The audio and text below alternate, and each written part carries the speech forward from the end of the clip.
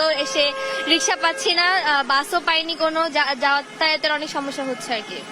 আসসালামু আলাইকুম, আমি জাব্বির আকন্দ। কী অবস্থা সবার? আশা করি সকলে অনেক ভালো আছেন, কিন্তু আমি কোনোভাবে ভালো নেই। এই ঘূর্ণিঝড় রেমাল এর যে পরিমাণ মানুষের ক্ষতি করেছে তা বলার বাইরে। আবার যে ঝড় 62 থেকে 88 কিলোমিটার বেগ সম্পন্ন হয় সেগুলোই মূলত ঘূর্ণিঝড়।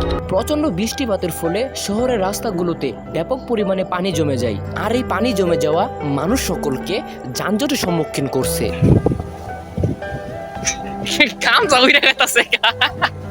এই ঝড়ের ফলে কৃষিখাতের ব্যাপক পরিমাণে ক্ষতি হয়েছে। ধান ক্ষেতের ধানগুলো সকল ধান মাটিতে শুয়ে পড়ছে এবং বিভিন্ন রকমের উৎপাদনশীল গাছগুলো সকল কিছু ভেঙে পড়ে গেছে।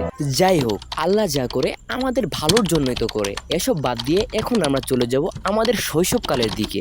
মনে কি পড়ে সেই দিনের কথা, যেদিন ঝড় বৃষ্টি হলেই সকলে চলে যেতাম আমরা আম গাছের নিচে। একটা আম গাছ থেকে পড়লে সেই আমের দিকে লক্ষ্য থাকতো 5-6 জনের। আম কটা ঘুরাইছস? কয়টা? একটা। কিছু করবো না, খালি ভাইরাল করে দিমু। ওই তো ভাইরাল করে দিমু। অন্তর, অন্তর, তোমার আমটি দেখি তো কিরকম?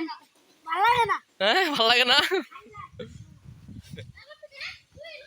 দি দি দি দি এদিক দে, এদিক দে, এদিক দে, এদিক দে, হাঁকা দে আম কুতুরি। এই খারা, এই আম নিমু না আমি। হেই আলি দেখি তোমার আমটি কই? তোমার আমটি দেখি কোন চিবা রাখছ? আম নাই। তো গাইস, আজকের মতো ভিডিওটি এই পর্যন্তই। বিদায় নিচ্ছি প্রিয়। সালামি উত্তরটি মনে করে নিও। আসসালামু আলাইকুম।